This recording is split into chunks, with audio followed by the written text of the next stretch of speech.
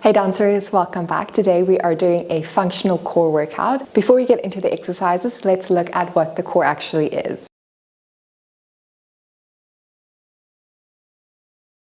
A lot of people use core interchangeably with the abdominals, and while the abdominals make up part of the core, they are not the only part. So we've got 4 abdominal muscles. You've got your deepest layer, which is the transverse abdominis, and gets a lot of focus and intention in these core discussions.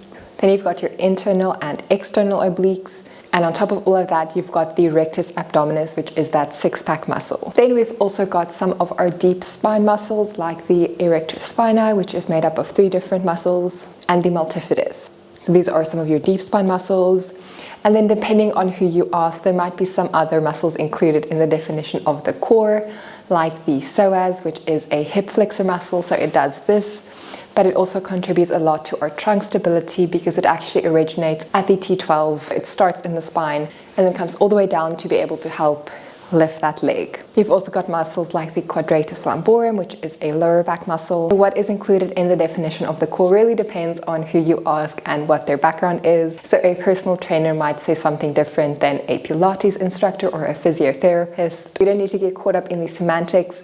The most important thing for our core training is that we are moving our spine in all directions. So we've got flexion, which is this front to back, and this is where a lot of ab exercises fall if you think of things like crunches and mountain climbers. Then we've also got rotation of the spine and lateral flexion or side bends in simpler terms.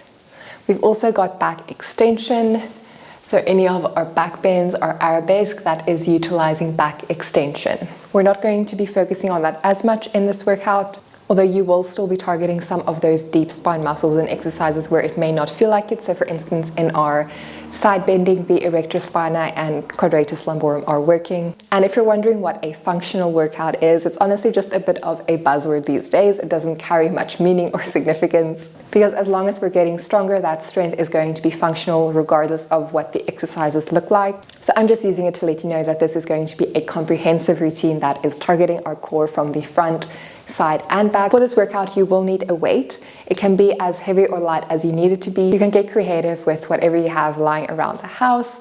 You can fill a backpack with some books, grab a heavy water bottle, a can of food, whatever works for you. And of course, especially if you're a beginner, you're welcome to try this out body weight only and then add weight as you feel ready. So we are starting off on our hands and knees. We're going to do a simple cat-cow just to get our spine warmed up.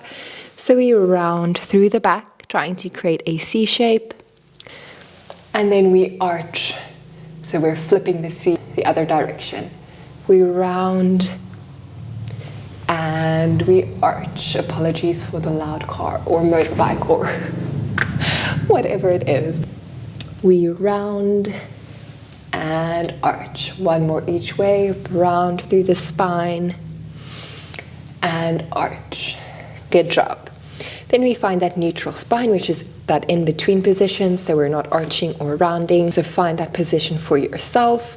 Then we are going to reach opposite arm and leg along the mat. You can stay here, or if you feel comfortable, start lifting them until they're about in line with your hip and shoulder.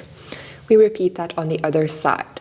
Slide that hand and arm and leg out, lift them up, trying to keep the rest of your body as still as possible as you bring them down and back in. So like I said, you're welcome to just keep it at the slides. What we're really looking for is that trunk stability. So if you find that you're really wobbling all over the place, then rather just stick with these slides until you feel more in control.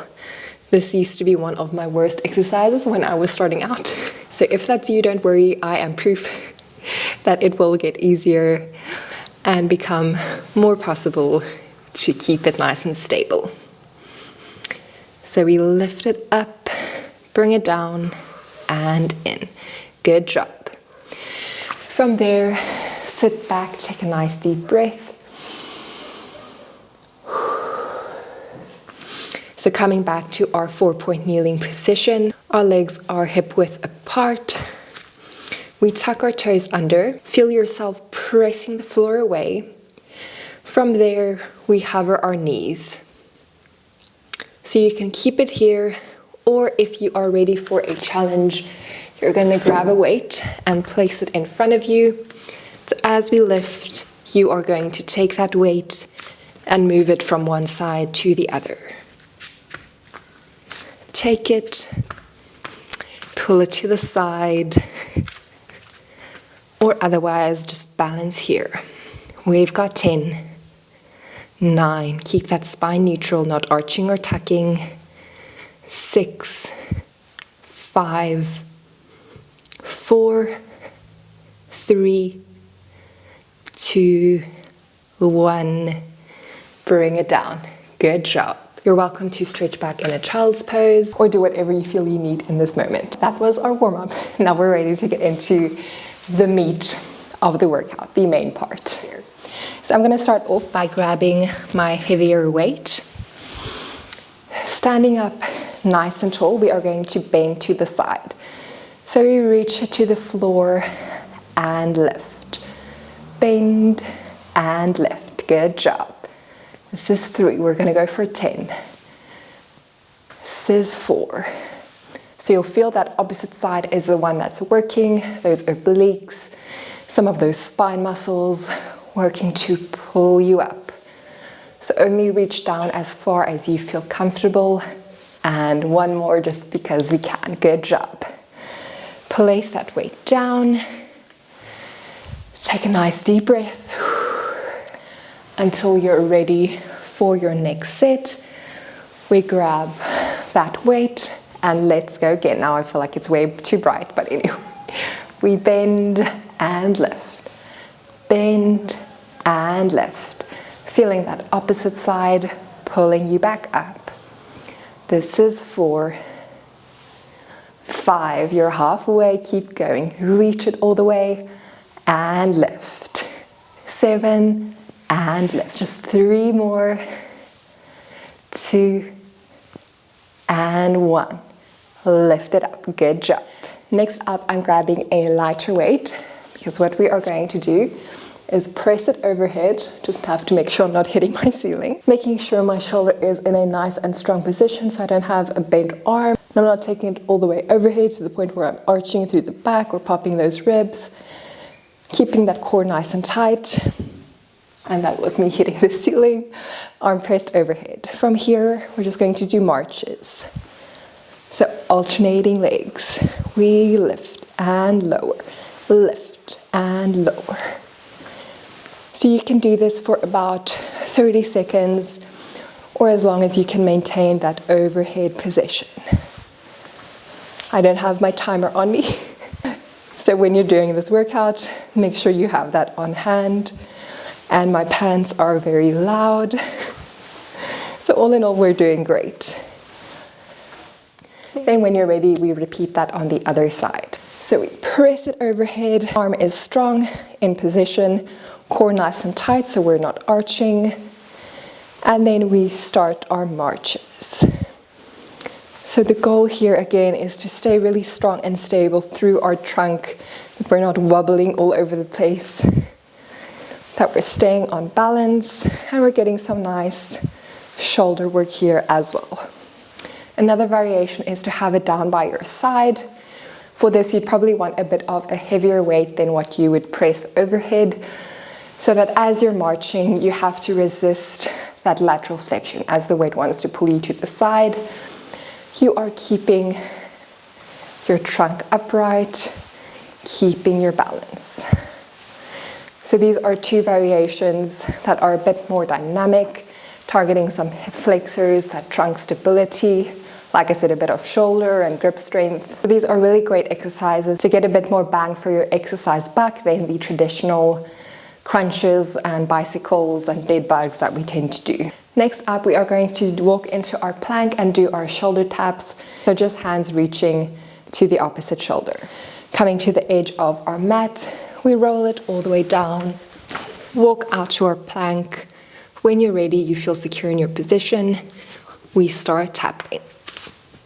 What we're looking for here is to minimize movement in the body as much as possible.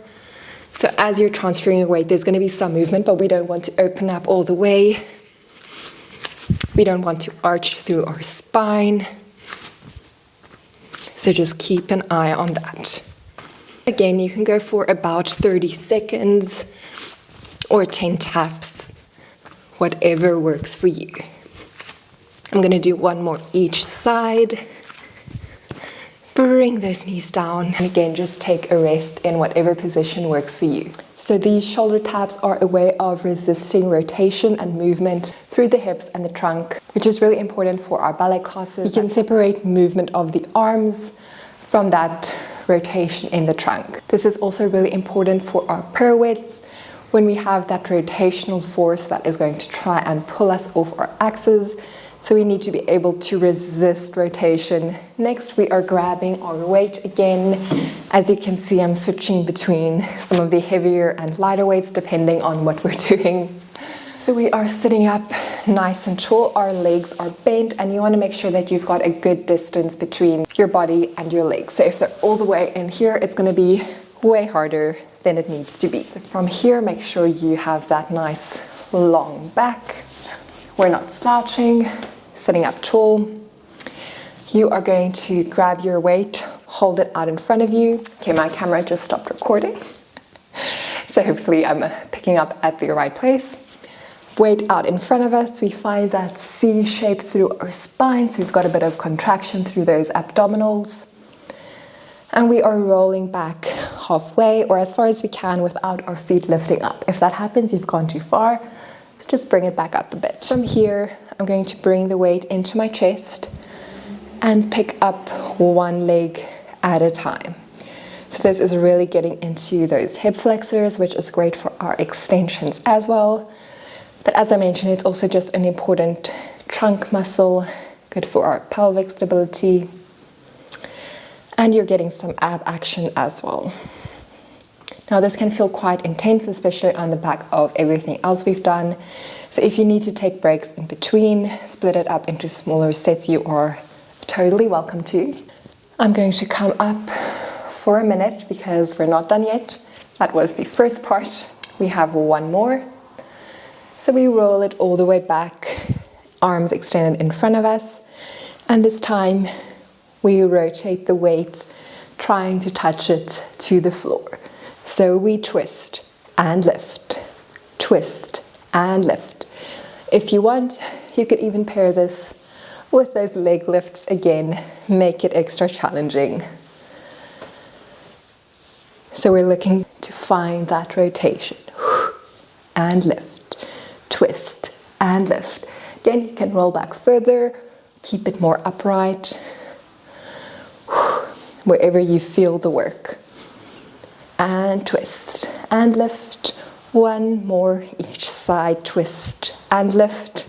Come back up. Good job.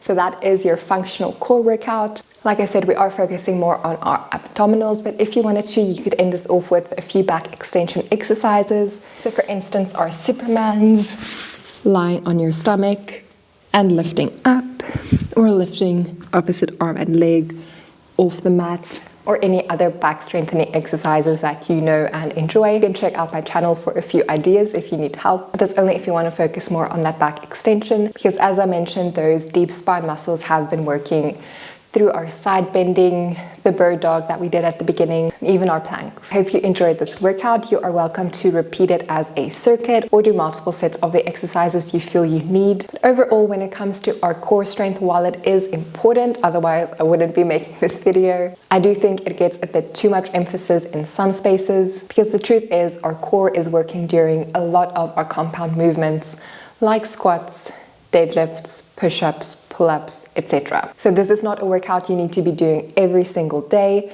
especially not at the expense of some of these other strengthening exercises, but it's great as a supplementary tool to help support those movements and just give some extra attention to this important area. Make sure that you are subscribed, and I'll have all of my social links in the description, where I share lots more information and resources to help your dance journey. But thank you for being here, thank you for joining me, and I'll see you back here very, very soon.